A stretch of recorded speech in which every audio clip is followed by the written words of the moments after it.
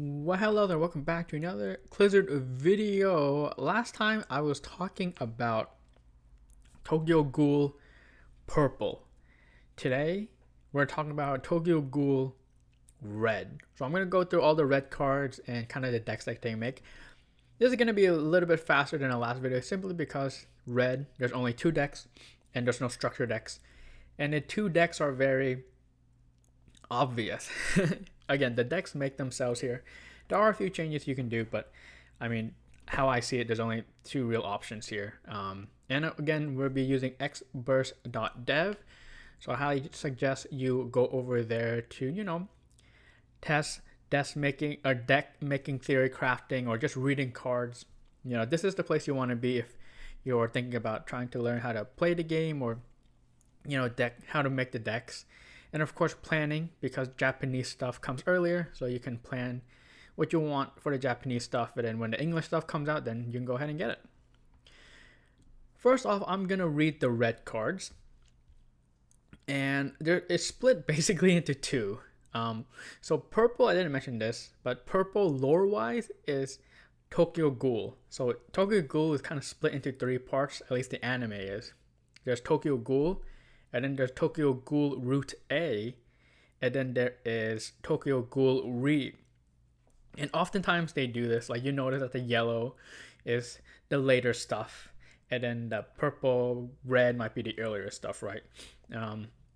But the purple stuff was Tokyo Ghoul, and now the red stuff is Tokyo Ghoul Root A. Not exactly, but that's basically where we are at this point, right? In terms of story. And of course, yellow is going to be Tokyo Ghoul Re. That's kind of how you divide it there. So we're starting off with Diracos Ito. I will complain a lot about this character in another video, but for this video, all we care about is what they do.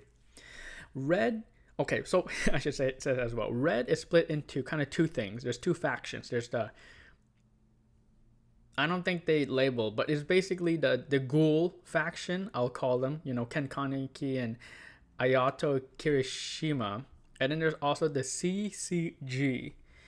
What does CCG stand for? I probably should have researched it before, but the CCG we'll call them the non-ghouls. As you know, they don't have red eyes. That's a good sign that these people are non-ghouls, and that this person is a ghoul, right? So that's how it's kind of divided. So there's basically a Ghoul deck and a CCG deck. So Ito is obviously going to be helpful in the Ghoul deck, although I guess she is also helpful in the non-Ghoul deck, because her ability isn't really.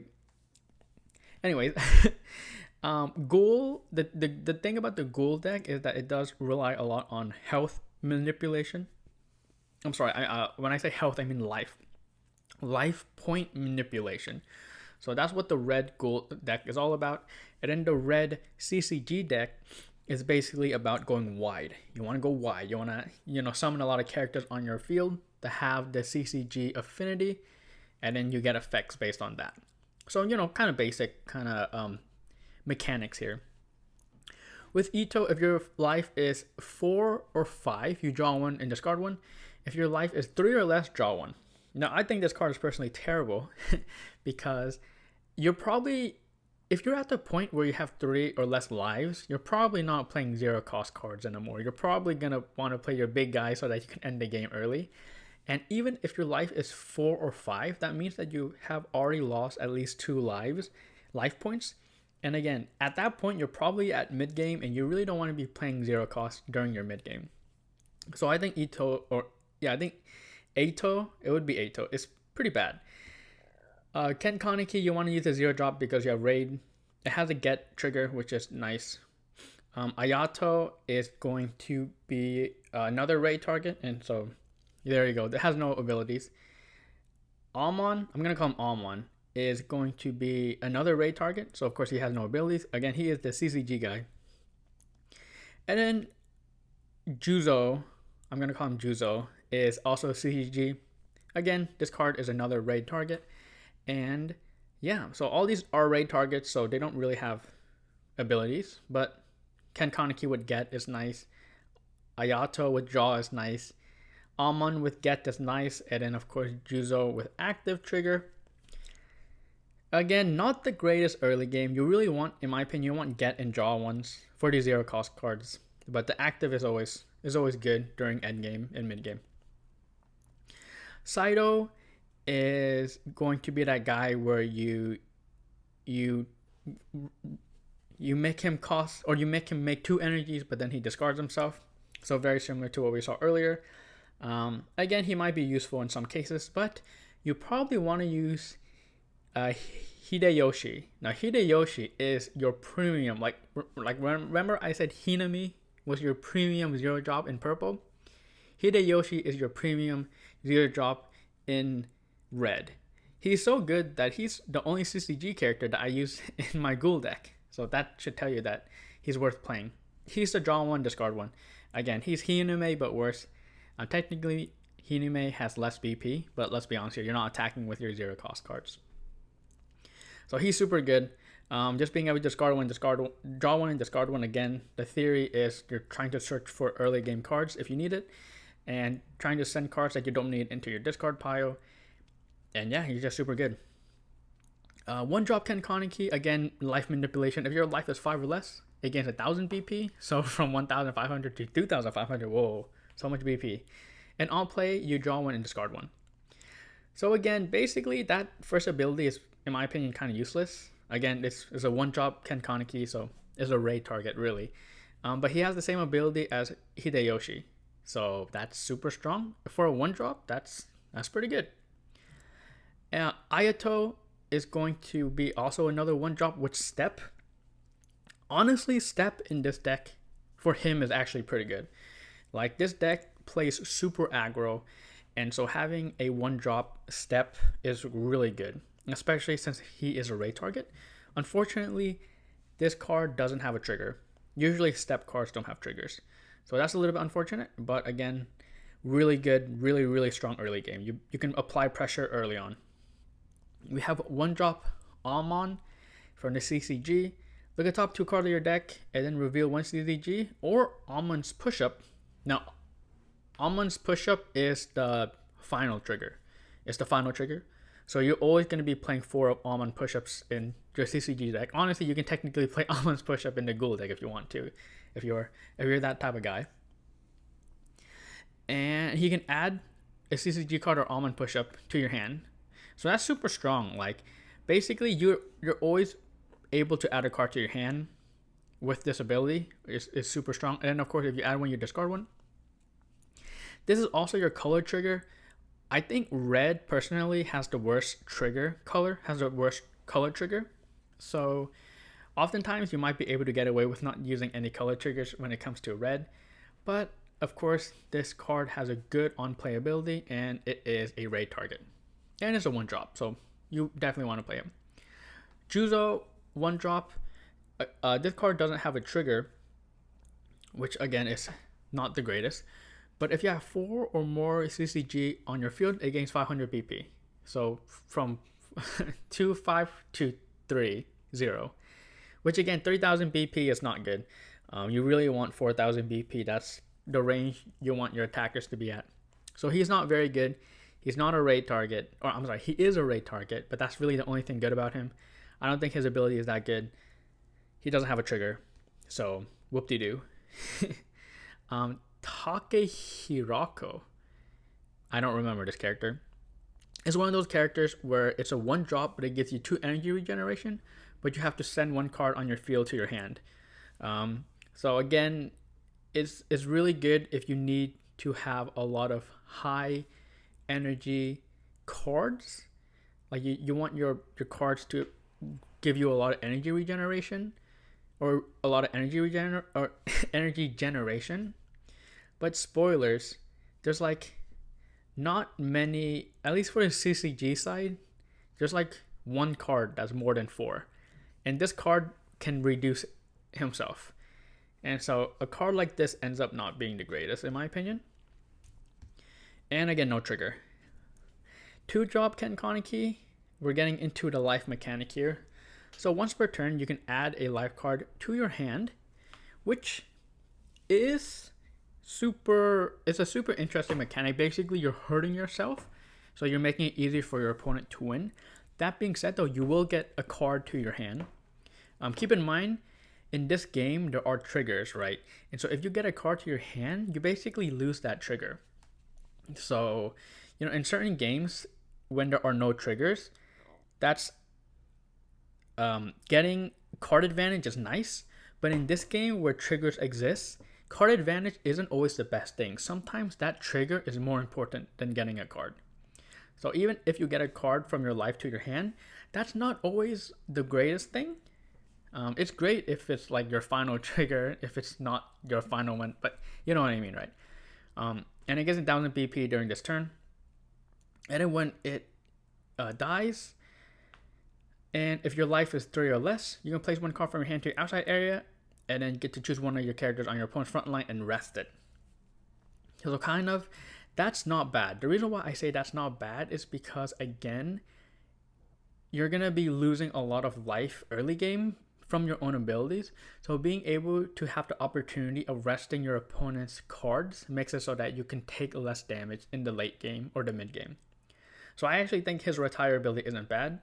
At the end of the day, though, this is probably going to be a raid target, and you want to, take your own life early game so that you can trigger stronger abilities. But again, no trigger is kind of not great. We have 2-drop Hideyoshi, in which when he's active, he gets energy regeneration. Not the greatest. No trigger, not the greatest. You're too big. What's the name of this card? I kind of understand the context, but also you're too big. Like that's. Choose one Almond on your area. It gains 3000 BP and impact 1. That's cool. So if you want to attack with your Almonds and give them impact 1, there you go. It's an active trigger, so it's actually not a bad card. 2-drop Juuzou is going to be impact 1 if you have 4 more CCG cards in your area. Now, an active 1 with 3000 BP isn't good, because if your opponent has a 4000 BP card, they can easily block this impact and you will not get impact value. However, there are many cards that will be able to boost this Juuzou 1000 BP, and so he ends up being quite good. And on top of that, he has a trigger, an active trigger, which is nice. We have 3-drop Ayato. On play, if your life is 6 or more, draw 1 and then discard 1. If your life is 5 or less, draw 1. So honestly, his life requirements aren't even that bad. As long as you're 1 life down. Let's say you played a 2-drop Kaneki and you took a life. You play him, you're already getting value from his ability. And if you have just 1 less life, you can even draw a card with no drawback. So he's quite good. He's also your color trigger, which again isn't the greatest trigger, but he also grants you 2 energy, which in this deck is good because you want cards that give you 2 energy generation so that you can kind of aggro your back row. You only need like 2 copies of him in your back row, and then you can just send all your other cards up, and then you can go really aggro. So in that sense, him being 2 energy generation is super good as well. On top of that, he has a great ability, and he has a trigger. I call these characters Black and White Cookie. One has white hair, one has black hair, so Black and White Cookie. Black and White Cookie is basically, if your opponent has yellow or purple, it costs 1 less. So great when it's like pre-release or the release event. These cards are generally good on the release event because your opponent probably is going to have a purple or yellow card. And so this card only costs 2. But for being a non-trigger card, yeah, you probably don't want to play this card. We have Naki. Now, even though Naki isn't Ken Kaneki or Ayato, I think he's quite good. So if your life is 3 or less, basically if you're at the end game, he can get 1000 BP when he attacks and when he blocks. He also has negate impact, and he generates 2 energies. So again, he is good in my opinion, in the Kaneki deck, just because he gives you 2 energy generation, which is nice because again you want to go aggro. He has negate impact, so he's good late game, just in case you need to block impacts, right? Because impact is how you're gonna die late game. Because if you have 3 life, all your opponent needs is like 3 impact hits, and then you lose. So negate impact is super crucial in my opinion when you're playing life manipulation decks. And he has 4,000 BP on block and winning attacks if your life is low enough. And he has active trigger. So I actually think that this card is pretty good. We have 3-drop Amon. Negate impact, similar to the other card. And then when it's on the front line, you can rest this card. Now, that's not great because when you're on the front line and you're rested, that means you can't attack. So keep that in mind. If it was like, oh, on the back row, on the energy line, he can rest and get an ability, that's super strong. But if he's on the front line and you need to rest him for the ability, becomes a little bit worse because in that case, you can attack with them. Choose 2 characters in your area to gain 1,000 BP. If you have 8 or more CCG characters on your area, you get to draw one. So he's quite good in the sense that he can buff, right? I mentioned the 3,000 BP impact 1. So this Amon is someone who can buff, which is fine. And then he can also draw 1 card if you have a full board, basically. Even though he can't attack, he still has negate impact. So, you can kind of defend attacks even though he's on the front row. Only problem is no trigger. So this card is interesting. Again, he is a raid target, but he's not that great of a card, I will be honest. We have Motto. I shouldn't call her Motto. I should just call her Akira. So Akira, there's another Motto, but technically there isn't another Motto. Akira is a 3-drop, 2 energy generation. And also she has the get trigger.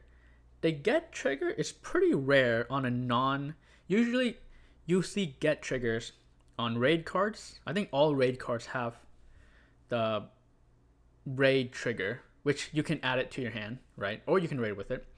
0 drops often have the get trigger.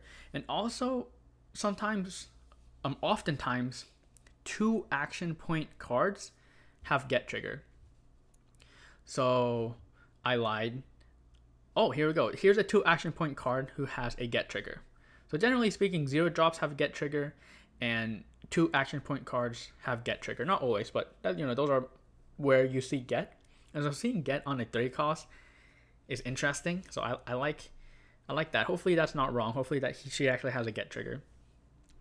But on play, if you have 4 or more CG cards, you draw 1 and then discard 1. So pretty basic. But then here's the good ability. Main phase, discard 1 card. Choose 1 Amon and switch it from active, or pick 1 Amon that has been switched to resting from its own ability, and then switch it to active. So I mentioned earlier, this Amon resting himself, that's not great. Well, we have a character that can unrest him. So she's great. Keep in mind, you have to discard a card.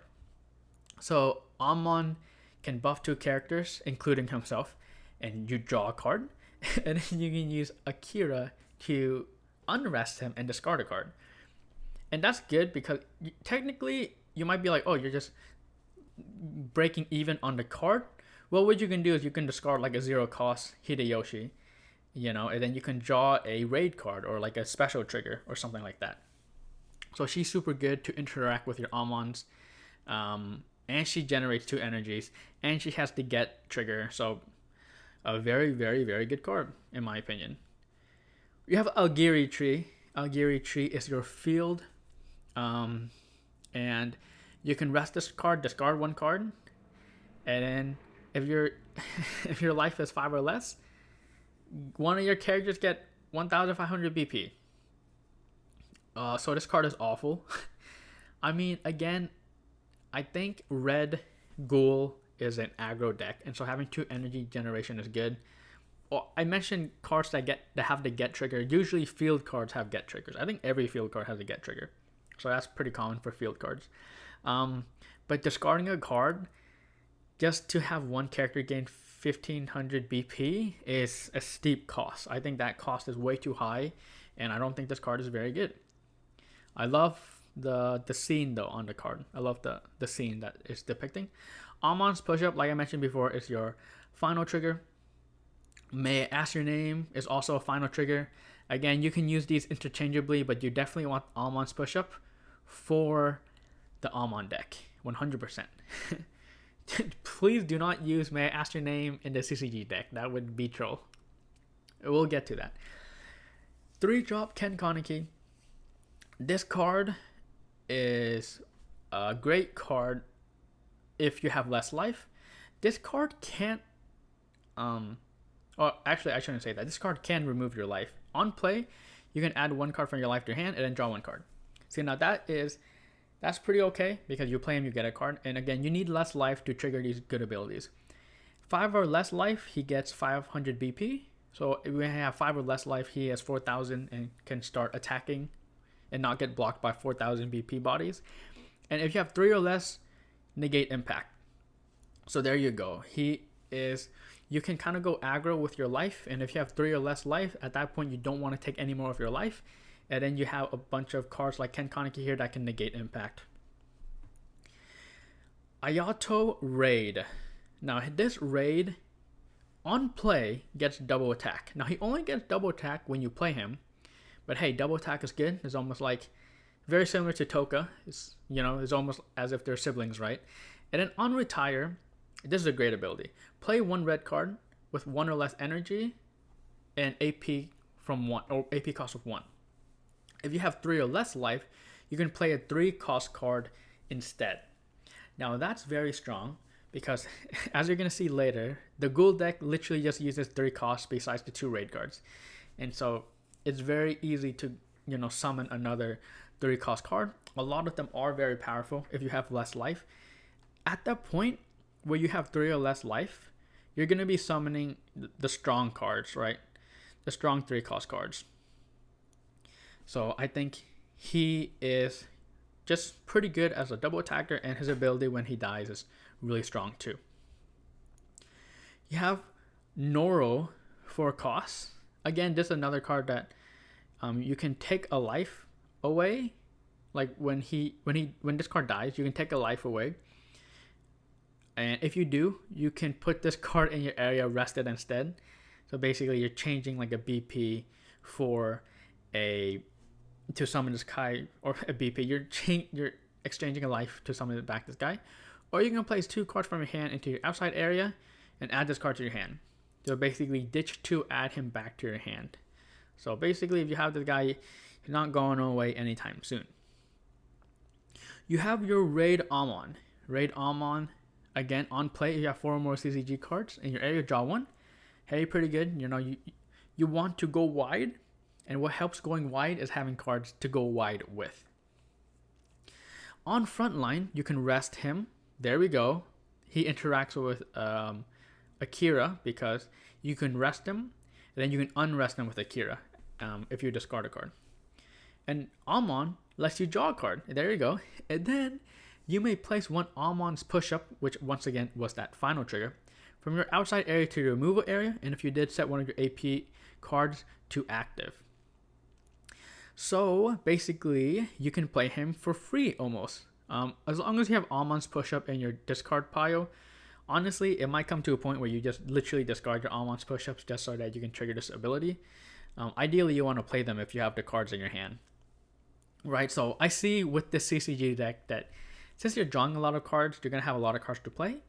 But because you're able to, reactivate your action points, this is also not on play. You can do this the following turn if you have another Amon's push-up in your discard pile, and if your Amon is still alive, you can rest them again to do that. So yeah, you can see how you can draw a lot of cards, reuse your action points, and again, this facilitates you going wide. I don't quite remember this character, but if you have 4 more CCG characters on your area, gains double block and negate impact. That could be good.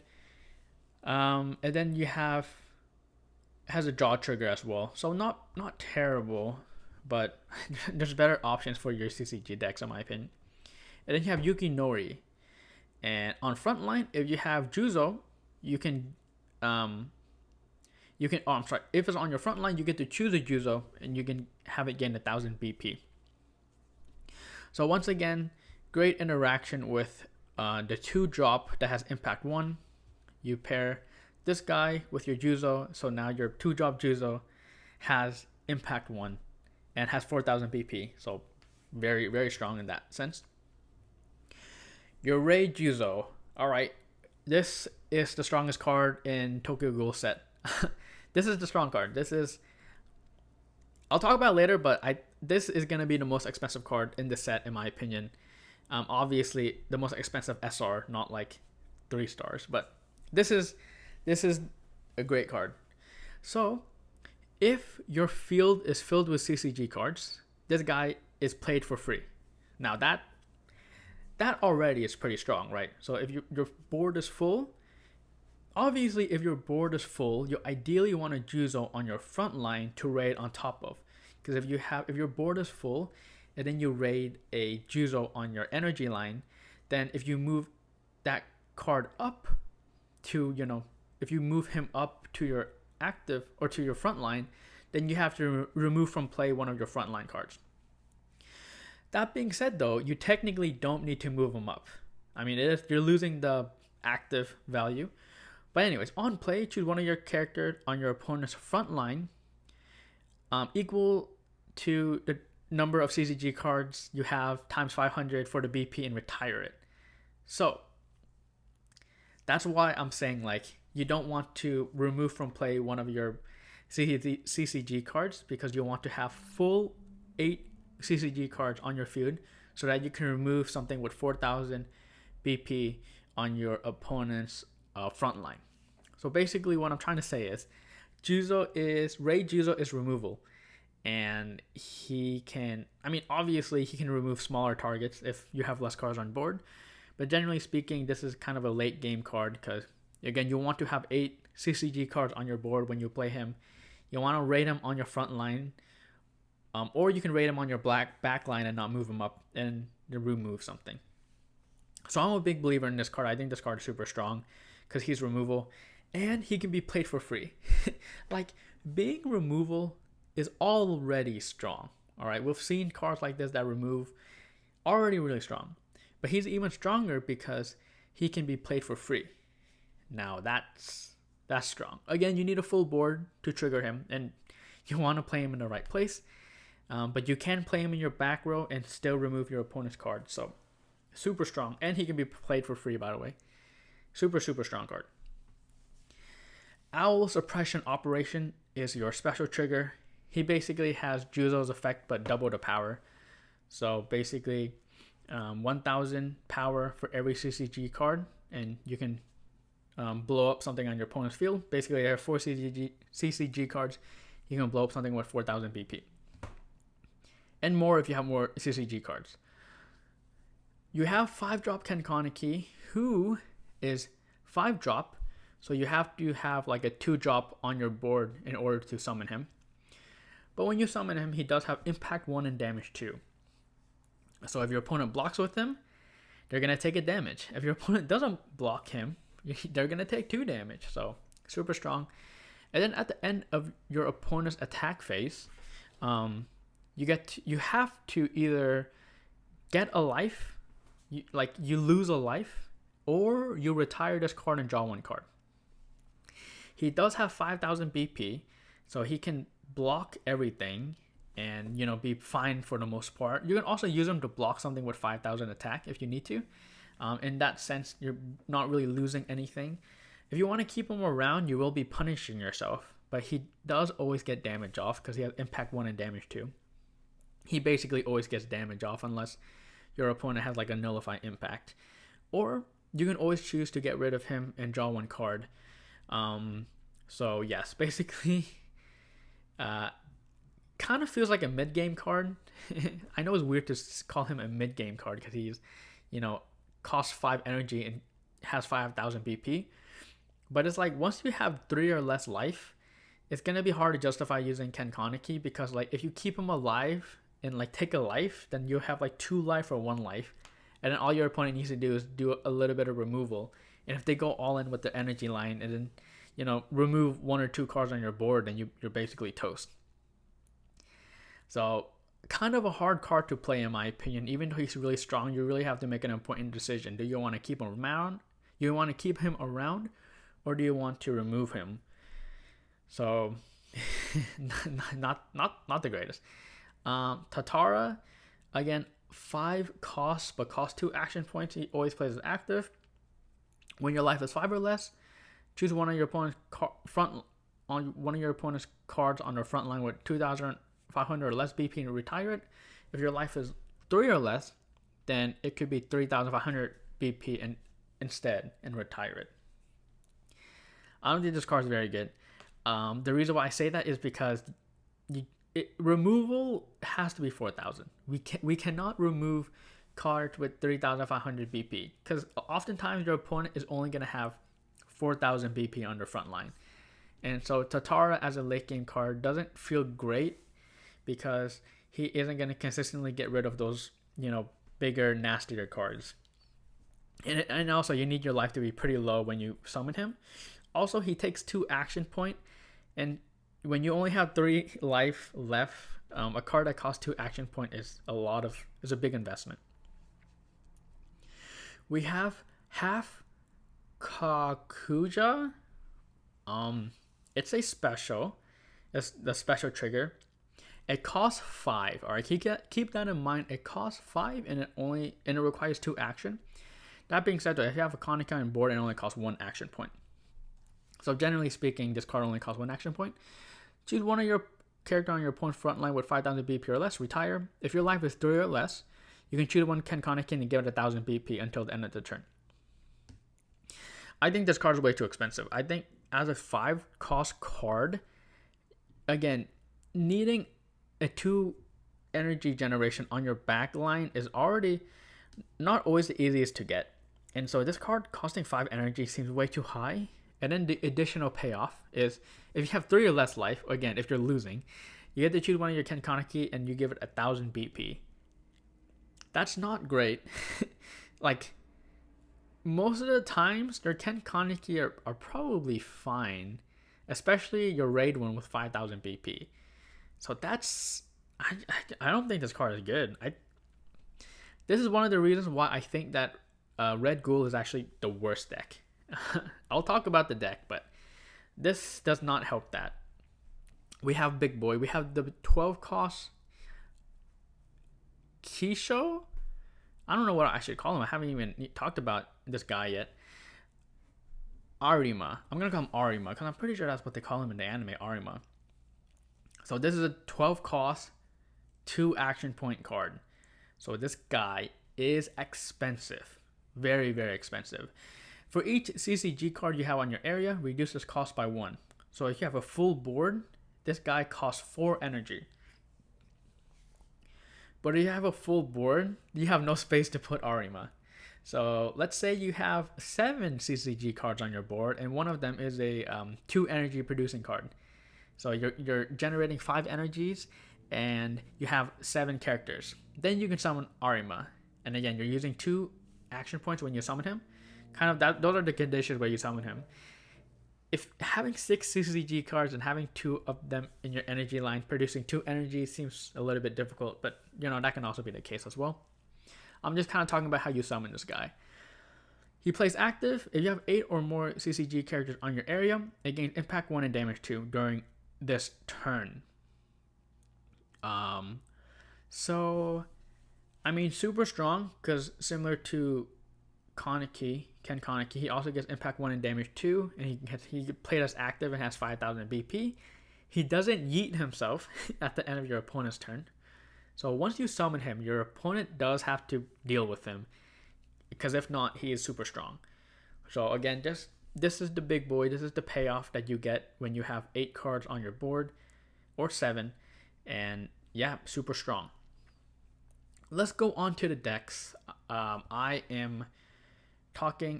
first deck I'm going to talk about is the Ghoul deck, the red Kaneki deck. Of course, since our raid targets are Ayato and Ken Kaneki, we're using 4 Ken Kaneki and 4 Ayato. I decided to use 3 Hideyoshi because even though he is a CCG character, he draw 1 and discard 1. You can't go wrong with draw 1, discard 1. Again, like I mentioned, this is very good for early game, just in case you need to dig for cards to fill out your curve. Or late game, you want to dig for your raid cards. He is also a card that can be summoned with Ayato, so that's nice, you know. One cost Kaneki. On play, you draw one and place one card from your hand to your outside area. So again, just more ways of drawing and discarding, and mainly just a raid target because he can't really take your life away. One drop Ayato is step, and so basically whenever you summon him, you basically just summon him on the front line, just to threaten your opponent, and then move him to the back line when it's your movement phase. No trigger, so that's why I'm only playing 3 of him. I think he's a great card, but 3 of him because of no trigger. 2 drop Kaneki. Now we're able to take our life away. Unfortunately, this guy gains 1000 BP. So if you summon him on your energy line and use him as energy, he's not the greatest because he won't benefit from 1000 BP. So if you summon him on your front line, you might get value from his BP. But also, when he dies, you can always just place one card from your hand to outside to rest one of your opponent's frontline characters. So it can become a late game kind of character if you need to stay alive, right? 3 drop Ayato is very important because he produces 2 energies, which is helpful in summoning your Kaneki and getting your special trigger off. So definitely having a card that produces 2 energy is very good. And his on-playability is just really good. I mean, most of the times you will probably have 6 energies by the time you summon him. Or, I'm sorry, 6 life by the time you summon him. So you're able to draw 1, discard 1. And if your life is even lower, you get to just draw a card for free. Naki, I play 4 of him because I want another 2 energy producing card. I don't want to use Black and White Cookie, alright? Black and White Cookie do not have a trigger. This guy has a trigger of active, which is super nice. But also with negate impact. I mean, this guy late game is super good because he has negate impact. He has 4000 BP if you have 3 or less life, so he's able to like block and attack pretty effectively. So I think this is low-key a really good card. And then we have 3 drop Kaneki. Now, this one you're able to take your life away when you summon him, so that's pretty good. If you want to facilitate your low life strategy quicker. He also has negate impact, so he's able to block if you need to not die from impacts, right? Ayato is here as a double attacker. Again, he only double attacked on the turn he's summoned, so not quite as good as Toka. But when he is retired, you get to summon a card from your hand. So basically, it saves you an action point for your following turn. So Ayato is basically a card. You summon him, you get the value immediately, and then the following turn, your opponent's, like after you end your turn, you're probably going to want to sack him so that you can summon a 3-drop card that can get value, like an Ayato that can draw you a card, a negate impact target, stuff like that. Actually a lot of these cards have on summon effects, like Kaneki, 1-drop Kaneki and Hideyoshi also have effects. Even if your life is pretty high, you can still summon these lower cost cards and get value from them. Of course, we're using the Kaneki.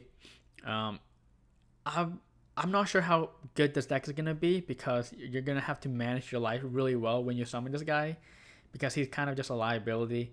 And I mean, it feels bad to retire him and draw a card when you spent all this work getting a Kaneki because he does cost 2 cards. All raid cards cost 2 cards. And so when you raid with him, just to let him die with his own ability, that's 2 cards that you just lost there. So again, he does draw a card back, but you had to use an action point to get a card out.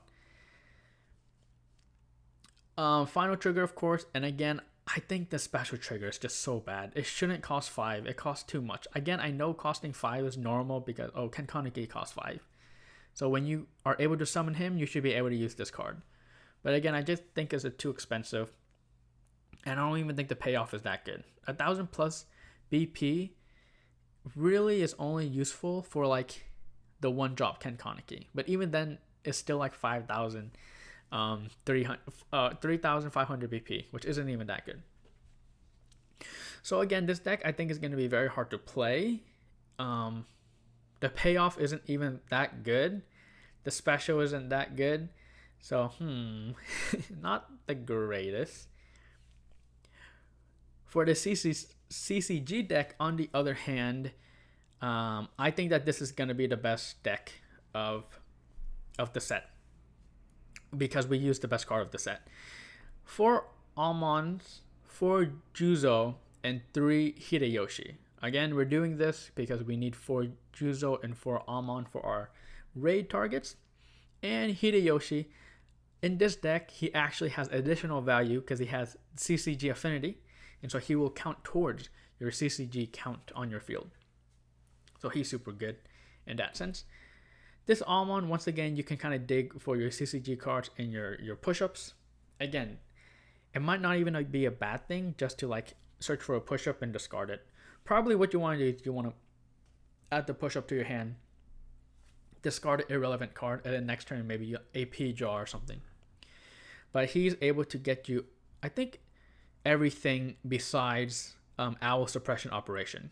He should be able to literally get you everything but the Owl Suppression Operation, which is nice. Most cards can't search for your trigger. Can't search for your final trigger. So having a card that is able to is nice. And of course, he is a raid target at the end of the day. Color trigger is kind of irrelevant, I feel like. 1 drop Juuzou. Again, this card isn't the greatest, so that's why I'm only using 3 copies of him. Even though he's a raid target, I think his ability is useless, and he has no trigger. So not great. Now, 2 drop Juuzou I think is great because he has impact 1, and you are able to have opportunities to buff him. When I say opportunities to buff him, I mean just Almond. I mean, that's it.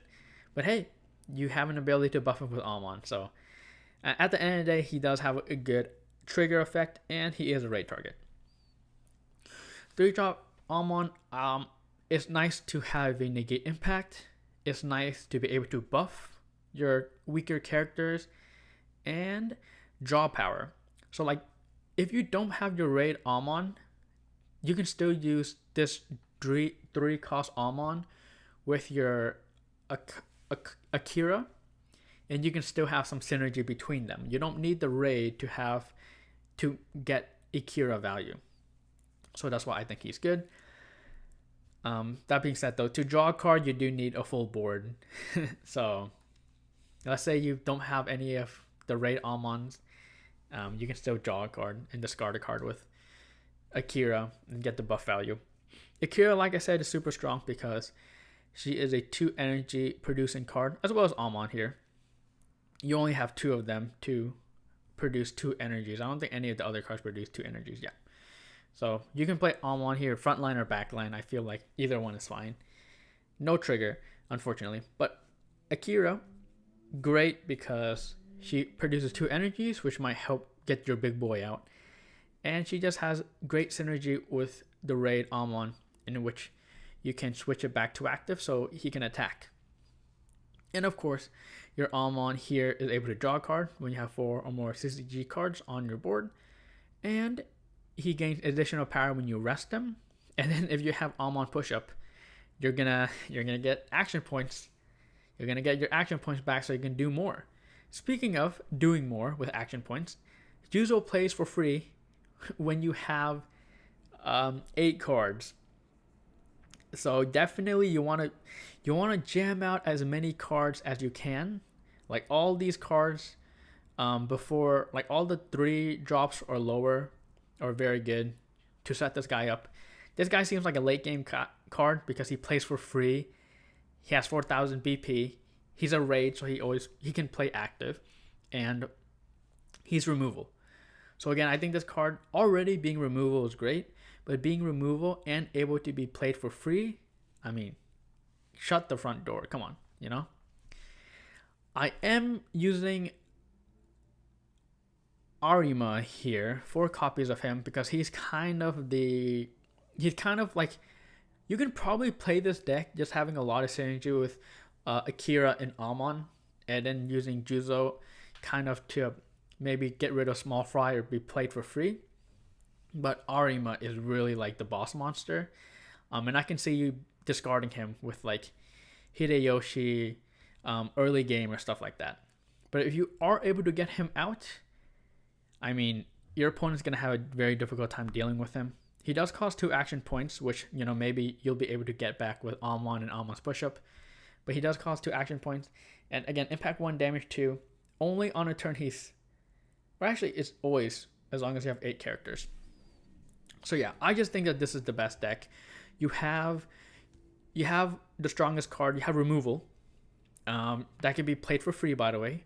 You have great synergy between Akira and Amon. Great synergy there. You get to draw cards. You have action point manipulation with Amon's push-up and Juuzou. So, you can play a lot of cards for free. So might as well just AP card a bunch of more cards. You have impact options in your big boy and the 2-cost Juuzou. That can be buff, right? You have negate impact options. And then you have, of course, the big boy who has 5,000 BP. So basically, this dude can always block your opponent's 4,000 BP without worry. Again, being able to block a 4,000 BP impact 1 is huge. All right. And yeah, super strong. Also, Owl Suppression Operation can easily get rid of like a 5,000 BP card. Like, as long as you have 5 CCG characters, I mean, this card you'll have 4 anyways to play this card, because you'll probably have like 4 energy producing cards. So Owl Suppression Operation is super good too. So again, I think this red deck is the best deck. This CCG deck, I think, is the best deck of the Tokyo Ghoul Volume 1 set. You just have great synergy. You just have great cards. You have options for basically everything. I mean, you don't have double attack and snipe. Oh no, but you have removal, so that's basically snipe. The Ghoul deck, on the other hand, I mentioned not the greatest. I think any life manipulation deck is always gonna just not be great, and I don't think this deck is great. In terms of costs, because I'm very down with this deck, I think Ayato and this Kaneki are not going to be very expensive. I think these cards are actually going to be pretty cheap. The deck is just not good, so I suspect that the cards in this deck are not going to be very expensive. Also, I don't even think these cards are like the coolest cards that people really are looking forward for. So I can see these cards not being expensive for collectability as well. In terms of the CCG stuff, I think Amon is not going to be very expensive either. Maybe $5 range, probably less. I do think this Juuzou is going to be expensive. I think that this is going to be like a $10 card. Like minimum. I shouldn't say minimum. I think it's going to be around $10 card. I think this is going to be the most expensive SR in the set. There are some removal SRs in the purple deck, but I think he is going to be the most expensive card in terms of just straight SRs. And I think people like him as well. So there might be a little bit more collectability when it comes to this guy, as opposed to your Ayato and your Amon. I'm sorry. So there you go. Those are my thoughts on the Tokyo Ghoul Red stuff. I think all in all, we have a really good deck and we have a really bad deck. I hope I'm wrong. Maybe I just suck at life manipulation and I'm just not good at playing this style of stuff. But this deck, this deck just seems so much worse than whatever CCG guys are doing. So thank you for watching. You're beautiful the way you are, and I'll catch you in the next Union Arena video where I'll talk about the yellow stuff. And I think the yellow stuff, maybe I'll do something different. Maybe I'll make the deck live. Instead of pre-making it for you guys, maybe I'll make it live. That might be fun. So yeah, thanks for watching. You're beautiful the way you are, and I'll see you then.